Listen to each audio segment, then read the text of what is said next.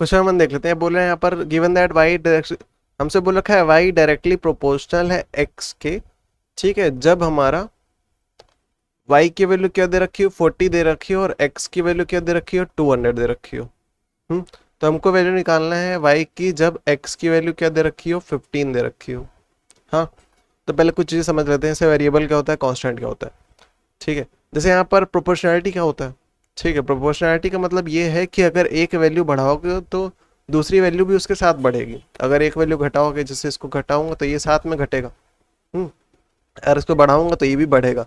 ठीक है, अगर मतलब एक वैल्यू में जो चेंजेस करते हैं वही वैल्यू में दूसरी वैल्यू में चेंजेस आते हैं सेम, तब उसको हम लोग कहते हैं प्रोपोर्शनल।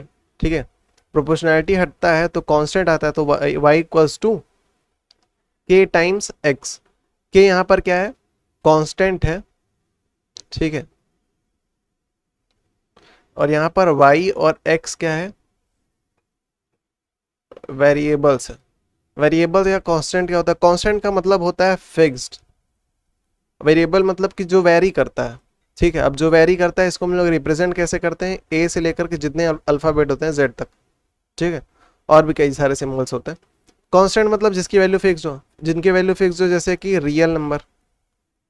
ठीक है, मतलब सारे नंबर वाले फिगर्स जितने होते हैं। ठीक है, और वेरिएबल्स मतलब सारे a to a b c d सारे। ठीक है, इसमें यहाँ पर जैसे कि एक्स और वाई की जगह पर कोई भी नंबर आ सकता है। ठीक है, इतना क्लियर हो गया, कांस्टेंट वेरिएबल सब हो गया। ठीक है, तो अब समझ लेते हैं कि हमको अब एक टेबल बना लेना। ठीक है, एक तरफ y की वैल्यू लिख लेना, एक तरफ x की वैल्यू लिख लेना। हमको दिया क्या था, y की वैल्यू 40 दिया था, तो x की वैल्यू 200 आ रहा था, दोनों एक दूसरे के प्रोपोर्शनल।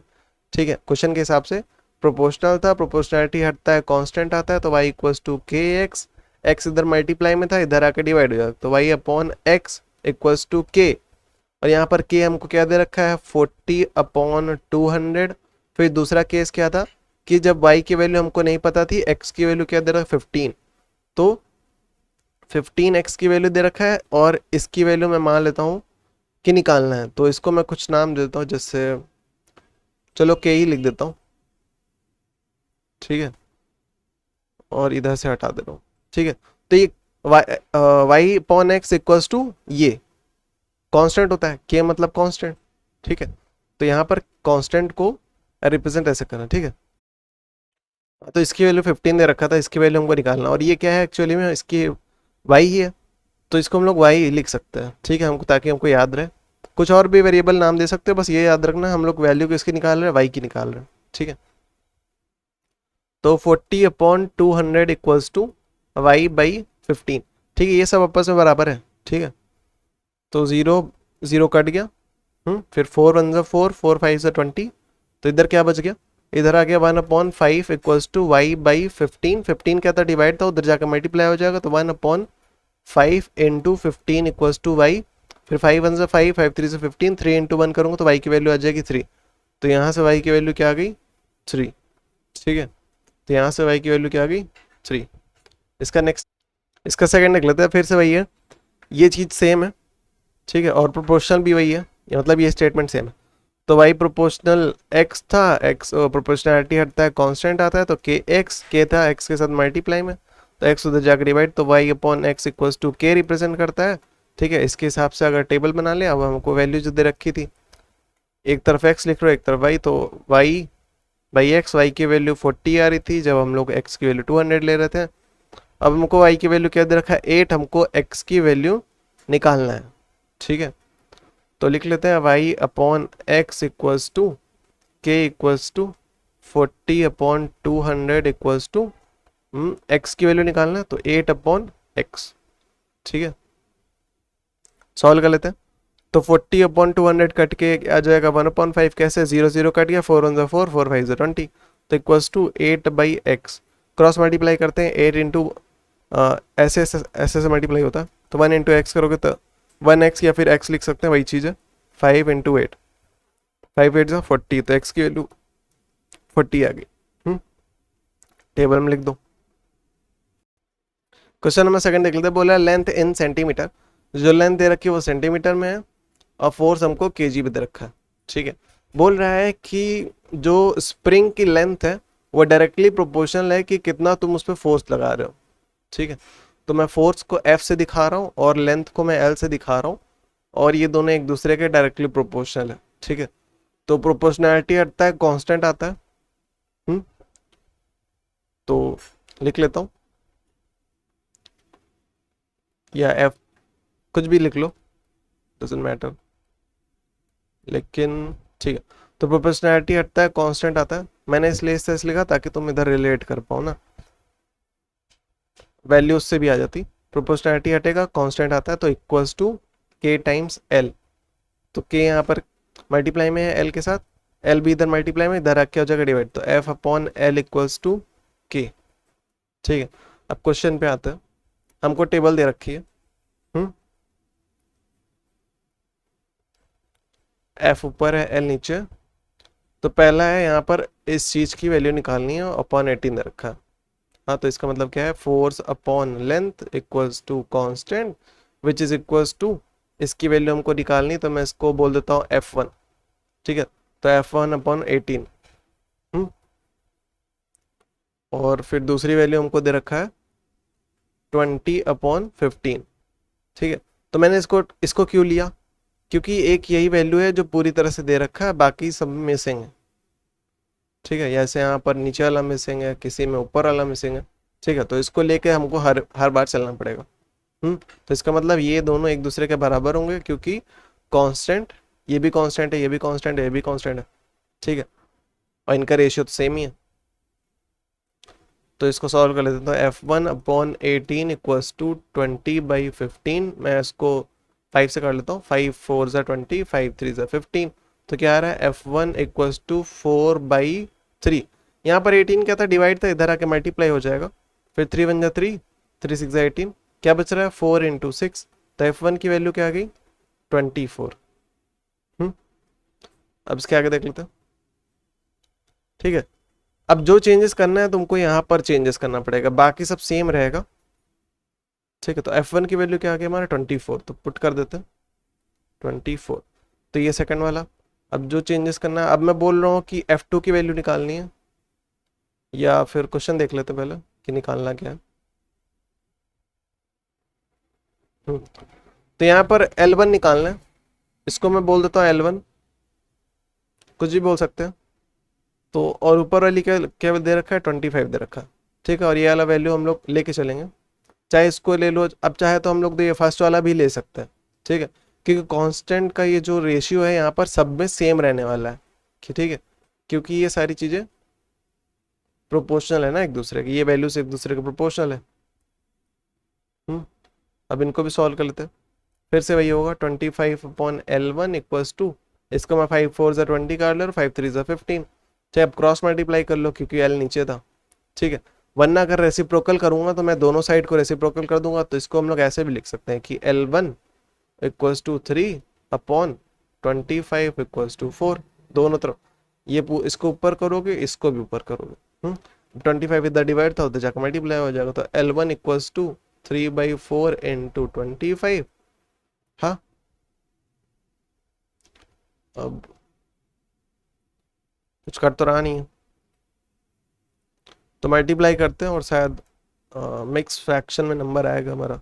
तो 3 इंटू 25, 3 5 से 15 का 5 यहाँ ऊपर गई, 3 6 75/4 L1 की वैल्यू। ठीक है, अब इसको डिवाइड कर लेते हैं। 4 1 जा, ये 1 लिख रहा हूँ, अच्छा 4 1 जा 4, 3 बचेगा, 4 8 जा 32 और 4 9 36, 4 8 जा 32, 3 बचेगा। तो मिक्स फ्रैक्शन में कैसे लिखते हैं, रिमाइंडर टॉप पे लिखते हैं, जिससे डिवाइड करें उसको नीचे लिखते हैं, क्वेश्चन को साइड में लिखते हैं। तो ये हमारी वैल्यू आ गई L1 की 18 एंड 3/4। तो यहाँ लिख लेते हैं 18 एंड 3/4। ठीक है, फिर से कोई वैल्यू कांस्टेंट लेकर के चलो, मैं इसी को लेकर के चल रहा हूँ, तुम कुछ भी ले सकते हो इन सब में से। इन तीनों की वैल्यू आ गई, तो इनमें से कुछ भी हम लोग ले सकते हैं। मैं अभी भी इसी को लेकर चल रहा हूँ। ठीक है, अब की बार क्या निकालना है, देख लेते हैं कि अब की बार क्या निकालना है।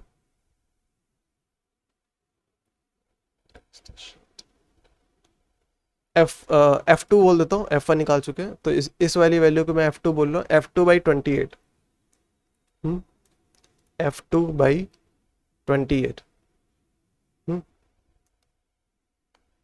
तो F2/28, फिर से वही काट लूँगा, 5 4 20, 5 3 15, 28 डिवाइड, तो उधर जाकर मल्टीप्लाई, तो 4/3 × 28 इक्वल्स टू F2, 3 बन जा 3, 3 से नहीं कट रहा है, सॉरी, 4 से इसको मल्टीप्लाई करते हैं, फिर इसको डिवाइड करेंगे, तो 4 8 जा 32, 2 यहाँ 3 ऊपर कैरी, 4 2 जा 8, 4 2 जा 8, 9 10 11, तो 112 डिवाइड बाई 3, इसको डिवाइड कर लेते हैं, 112 डिवाइड बाई 3, 3 3 जा 9, 10 11 2 बचेगा, 22, 3 7 जा 21, 1 रिमाइंडर बच रहा है। तो वैसे ही मिक्स फ्रैक्शन में कर लेते हैं, इसको रिमाइंडर टॉप पे लिखते हैं, जिससे डिवाइड करें उसको नीचे देखते हैं, क्वेश्चन को साइड में लिखते हैं, ठीक है। तो 37 एंड 1/3, तो ये वैल्यू भी आ गई हमारी, ठीक है। लिखना है ऐसे साइड में दे रखा है, और ढंग से लिखना चाहो तो ऐसे भी लिख सकते हो। क्वेश्चन में थर्ड देख लेते हैं, बोला है Priya takes 4 hours to walk a distance of 20 kilometre, ठीक है। तो प्रिया को 4 घंटे लगते हैं 20 किलोमीटर चलने में, तो और आगे चल के हमसे बोल रहा है कि वो 7 घंटे में कितना डिस्टेंस कवर कर लेगी। तो इसका मतलब क्या है कि डिस्टेंस जो है हमारा डायरेक्टली प्रोपोर्शनल है टाइम के, ठीक है, डी प्रोपोर्शनल टाइम के। देखो जितना ज़्यादा डिस्टेंस वो चलेगी उतना ज़्यादा उसको टाइम लगेगा, जितना कम डिस्टेंस वो चलेगी उतना कम टाइम लगेगा, यही होता है प्रोपोर्शनैलिटी, एक वैल्यू दूसरे वैल्यू पर डिपेंड करती है, ठीक है। प्रोपोर्शनैलिटी हटता है तो कांस्टेंट आता है, तो डी इक्वल्स टू के टाइम्स टी, ठीक है। टी क्या था, मल्टीप्लाई में था के एक साथ, तो इधर आकर क्या होता है, डिवाइड हो जाता है, तो D upon t equals to के, ठीक है। अब टेबल बना लेते हैं, डी मतलब डिस्टेंस, टी मतलब टाइम। डिस्टेंस यहाँ पर क्या दे रखा है 20 किलोमीटर, टाइम क्या दे रखा था 4, अब अगले वाले में क्या दे रखा 7 आवर टाइम दे रखा था, और डिस्टेंस हमको निकालना था, ठीक है। इसको मैं D1 बोल देता हूँ, ठीक है। तो D1 की हम लोग वैल्यू निकाल लेते हैं, तो D1/7 इक्वल्स टू क्या हो जाएगा हमारा 20/4, क्योंकि ये सब कांस्टेंट आपस में एक दूसरे के बराबर है ना, सब रेशियो, ठीक है, तो इसलिए ये दोनों भी आपस में बराबर होंगे। तो D1/7 इक्वल्स टू 20/4, इसको सॉल्व कर लेते हैं, 7 क्या था डिवाइड था, तो जगह मल्टीप्लाई, तो 20/4 इंटू 7, 4 से इसको निकाल लेता हूँ, 4 5 20, तो D1 इक्वल्स टू ये लिखा जाएगा, तो 5 इंटू 7, 7 5 35, तो 35 किलोमीटर्स, ठीक है। दूसरा तरीका ये था कि स्पीड इक्वल्स टू हम जानते हैं डिस्टेंस अपॉन टाइम होता है, वैसे ये चैप्टर से रिलेटेड नहीं है, ठीक है। तो स्पीड इक्वल्स टू क्या होता है डिस्टेंस अपॉन टाइम, डिस्टेंस हमारा क्या था 20/4, तो इसको सॉल्व करते तो आता है 5 किलोमीटर पर आवर, मतलब 1 घंटे में 5 किलोमीटर कवर कर रही है, तो 7 आवर में कितना कर लेगी, ठीक है। तो 7 क्या दिया था, टाइम दिया था, स्पीड क्या दिया था 5 दिया था, तो 5 इक्वल्स टू डी अपॉन 7, तो इन दोनों को क्रॉस मल्टीप्लाई करते 7 5 जरा क्या था 35, तब भी आता, तो डी इक्वल्स टू 35, ठीक है। क्वेश्चन नंबर 4 देख लेते हैं, बोल रहा है 15 burners consume 90 cubic metre of gas. देखो क्यूबिक, जब भी किसी यूनिट के साथ क्यूब लगाओ तो ये वॉल्यूम को रिप्रेजेंट करता है, ठीक है। तो हमसे बोल रहा है कि बर्नर कितने हैं, 15 बर्नर है, ठीक है। वही स्टोव टाइप कुछ होता है ना, छोटा सा जो केमिस्ट्री लैब में होता है, तो 15 बर्नर है, वो कितना गैस कंज्यूम कर रहे हैं 90 मीटर क्यूब 2 आवर्स में। तो बोल रहा है कि 9 बर्नर कितना कंज्यूम करेंगे सेम टाइम में, ठीक है। तो बर्नर हमको दे रखा है 9, हमको क्या निकालना है कितना गैस वो कंज्यूम करेंगे। तो इसका मतलब क्या है कि जो नंबर ऑफ बर्नर्स है, ठीक है, तो नंबर ऑफ बर्नर को मैं डायरेक्टली प्रोपोर्शनल है वो किसके कि उसके द्वारा गैस कितना कंज्यूम हो रहा है, ठीक है। तो ऐसे लिखूंगा, प्रोपोर्शनैलिटी हटता है कांस्टेंट आता है, तो B इक्वल्स टू के टाइम्स जी मतलब कि गैस, B मतलब बर्न, ठीक है। तो G क्या था, डिवाइड मल्टीप्लाई में था, इधर आकर डिवाइड हो जाएगा, तो B/G इक्वल्स टू के। अब क्वेश्चन पे आते हैं, टेबल हम लोग बना लेना, तो G और नीचे बर्नर, गैस हमारा कितना था 90 और बर्नर कितने थे 15, ठीक है। तो वही लिखूंगा 19/15 इक्वल्स टू, दूसरी वाली कंडीशन, दूसरे में क्या दे रखा है बर्नर 9 थे और G1 पता करना, मैं इसको G1 बोल देता हूँ, ठीक है। तो G1/9, ठीक है।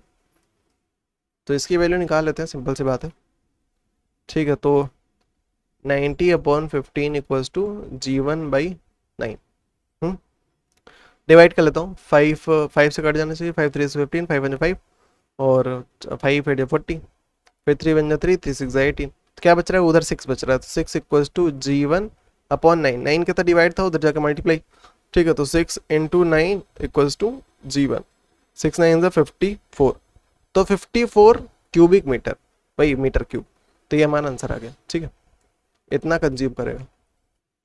क्वेश्चन नंबर 5 देख लेते हैं। बोला है railway charges 5600 to carry a certain amount of luggage for 350 kilometres. ठीक है, जो चार्जेस हैं वो डायरेक्टली प्रोपोर्शनल है लगेज के, जितना ज़्यादा लगेज होगा उतने ज़्यादा चार्जेस होंगे, सिंपल सी बात है। ठीक है, तो अब टेबल बना लेते हैं। देखो सी से मैं चार्ज दिखा रहा हूँ, एल से मैं लगेज दिखा रहा हूँ, प्रोपोर्शनल है, तो सी इक्वल्स, देखो प्रोपोर्शनलिटी हटता है, कांस्टेंट आता है, के वो कांस्टेंट था। ठीक है, एल कहता है मल्टीप्लाई में था, उधर जाकर डिवाइड, तो सी upon l equals to K. अब टेबल इस तरह बना लेना, एक तरफ चार्ज कर लेना, एक तरफ डिस्टेंस लिख लेना। चार्ज हमको दे रखा है 5600 350 किलोमीटर्स के लिए। फिर ऐसे ही अगला हमसे बोल रखा है कि 4025 किलोमीटर दे रखा है, तो हमको चार्जेस निकालने हैं। दोनों चीज़ें हम लोग लिख लेते हैं 5600 अपॉन 3500 किलोमीटर के लिए, और वैसे ही ये वाले को मैं बोल देता हूँ C1, C1 मतलब कि चार्ज। ठीक है, ये जो हमको निकालना है इसको मैं C1 बोल देता हूँ, अपॉन 425। ठीक है, ये सब आपस में बराबर होंगे। तो इनको सॉल्व कर लेता हूँ। 5600 350 0 0 कट गया, इक्वल्स टू C1/425। ये 35 है, नीचे 5 से ट्राई करता हूँ, तो 5 7 35, ये सर, फिर 5 1 5 5 1 5 1 बच रहा है, 5 2 10 7 बच रहा है। 7 से इसको कट करने की ट्राई करता हूँ, 7 7 8 9 10 11 4 बचेगा, 42 और 7 7 6 42, तो 7 6 42, 7 1 7 कट गया, ये भी। क्या बच रहा है 16 इक्वल्स टू C1/425। इधर ये डिवाइड था, उधर जाके मल्टीप्लाई हो जाएगा, तो 16 × 425 इक्वल्स टू, इधर C1 है। ठीक है, C1 लिखा हुआ, तो इसको मल्टीप्लाई कर लो, तो इसका आंसर आएगा 6800। ठीक है, तो हमारा चार्जेस आ गया, तो ये निकालना था। क्वेश्चन नंबर 6 देख लेते हैं। बोल रहा है कि 89 लीटर ऑफ ऑयल का जो कॉस्ट है वो इतना है, तो 15 लीटर का कितना होगा। ठीक है, अब देख लो, जो कॉस्ट होगा वो डायरेक्टली प्रोपोर्शनल होगा कि हम लोग जो कितना लीटर ऑयल है।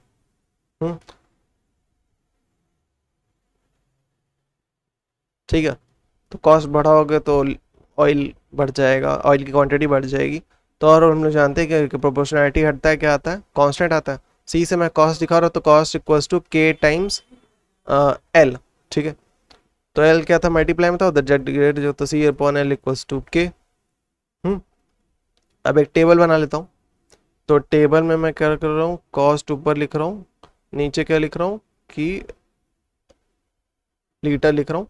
तो कॉस्ट हमारा क्या था 2091.50, कितने के लिए, 89 लीटर के लिए। फिर इसी को कंटिन्यू करूँगा, तो हमको क्या निकालना है, कॉस्ट, इसको मैं C1 बोल देता हूँ, कॉस्ट निकालना है, तो इसको 15 लीटर के लिए।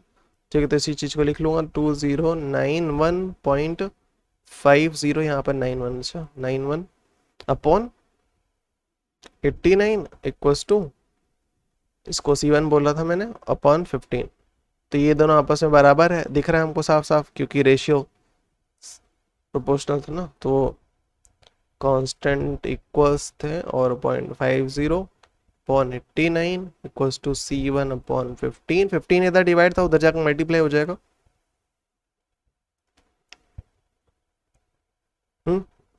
अब यहाँ से डेसिमल हटाने के लिए मैं, देखो 50 लिखो या फिर 5 लिखो, वही चीज़ है। मैं क्या करता हूँ, 10 से मल्टीप्लाई करता हूँ, 10 से डिवाइड कर लेता हूँ, तो यहाँ से हम लोग डेसिमल हटा पाएंगे। ठीक है, तो क्या बन जाएगा 890, इधर बनेगा 29, ये इंटू 15, ये 15 लिखा है, इक्वल्स टू C1। इसको सॉल्व कर देंगे, तो 3 से ट्राई करें, 3 2 जा 6 7 8 2 बचेगा 29, 3 9 जा 27, 7 8 9 20 बचेगा, नहीं कट रहा 3 से। 5 से ट्राई करते, तो 5 1 जा 5, 6 7 8 3 बचेगा 39, 5 7 जा 35, 4 बचेगा 40, 5 8 जा 40, फिर 5 3 जा 15। अब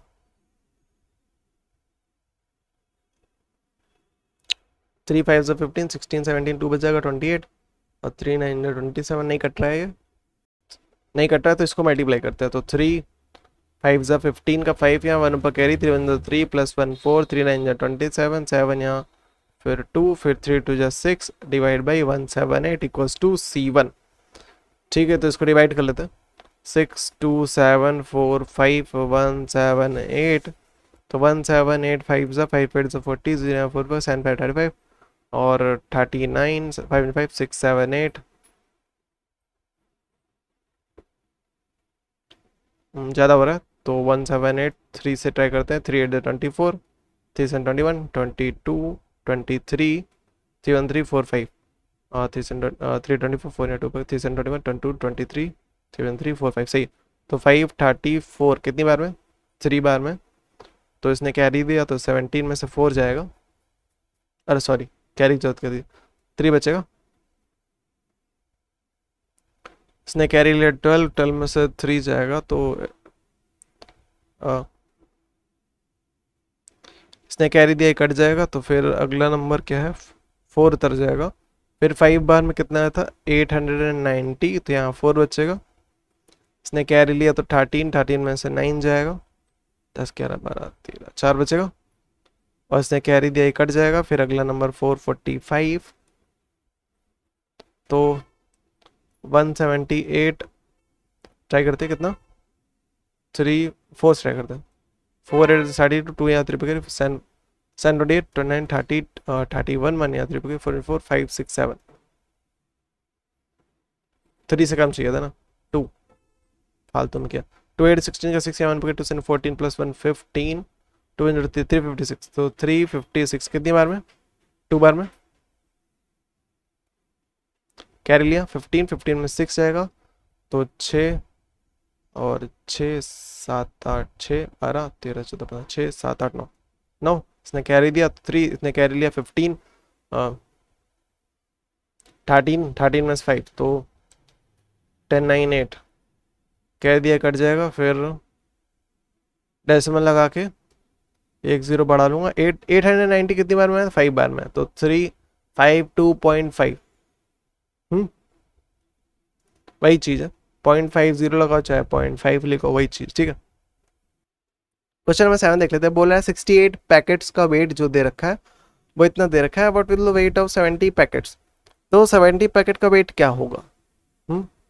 अब देखो 1 kg दे रखा है, फिर उसके बाद 632 ग्राम्स दे रखा है। मैं इसको पूरा ग्राम में ही कन्वर्ट कर लेता हूँ, ठीक है, या फिर केजी में कन्वर्ट कर लो। केजी में करूँ डेसिमल आएगा तो मैं ग्राम लेके जा रहा हूँ, ठीक है। तो 1 kg तुम्हारा बराबर होता है 1000 ग्राम के, तो 1000 ग्राम प्लस 612 ग्राम जो कि हो जाएगा 1612 ग्राम, ठीक है, जो कि ये लिखा अच्छा ये 3 था तो 1632, ठीक है 1632, ठीक है। अब इसके बाद आते हैं तो पैकेट्स का जो है मैं पी से रिप्रेजेंट कर रहा हूँ, तो पी से मतलब पैकेट का weight, packet number of packet जो है वो डायरेक्टली प्रोपोर्शनल होगा वेट के। डब्ल्यू से मैं वेट को दिखाऊंगा। प्रोपोर्शनैलिटी आता है कांस्टेंट आता है तो के टाइम्स डब्ल्यू, डब्ल्यू क्या था मल्टीप्लाई था, इधर डिवाइड होगा तो P upon W equals to K. अब प्रोपोर्शनैलिटी मतलब ये होता है कि नंबर ऑफ पैकेट बढ़ाऊंगा तो वेट बढ़ेगा, नंबर ऑफ पैकेट घटाऊंगा तो वेट घटेगा। तो ये होता है प्रोपोर्शनैलिटी का मतलब कि एक वैल्यू दूसरी वैल्यू पे डिपेंड करती है। अब इनका टेबल बना लेता हूँ, ठीक है। तो पी से पैकेट मैं पूरा लिख लेना तुम लोग, ठीक है, और डब्ल्यू से वेट, ठीक है, और यूनिट बता देना। तो वेट का हम लोग क्या ले रहे हैं ग्राम ले रहे हैं, ठीक है, और पैकेट का कितना था 68 और वेट क्या दे रखा था 1632 ग्राम। फिर आगे चल के 70 पैकेट बोल दिया, फिर हमको ये निकालना है, ठीक है। तो इनके रेशियो भी आपस में इक्वल होंगे, जैसे यहाँ पर बोल रखा है कि कांस्टेंट के इक्वल होता है ना, weight by packet is constant. तो 68 अपॉन 1632 इक्वल्स टू 70 अपॉन, इसको मैं W1 बोल देता हूँ, ठीक है, ताकि हमको याद रहे निकालना क्या। तो इसकी वैल्यू निकाल लेते हैं 68 upon 1632 equals to 70 upon W1, ठीक है। तो क्रॉस मल्टीप्लाई कर लेते हैं तो 70 क्या हो जाएगा 70 इसके साथ मल्टीप्लाई होगा, ये इसके साथ मल्टीप्लाई होगा तो 70 into 1632 equals to W1 into 68, 68 का था मल्टीप्लाई था, उधर जाकर डिवाइड हो जाएगा, तो 70 इंटू 1632 अपॉन 68। इसको मैं काट लेता हूँ, 2 से 2 3 6, 2 4 जा 8, 2 8 16, 2 1 जा 2, 2 6 जा 12, फिर 2 1 जा 2, 2 7 जा 14, 2 4 जा 8, 2 8 16, दो नंबर एक साथ उतारा इसे जीरो लगाऊंगा, फिर 17 और उधर क्या आ गया 708 आ गया। ठीक है, और फिर 17 से इसको डिवाइड कर लूंगा,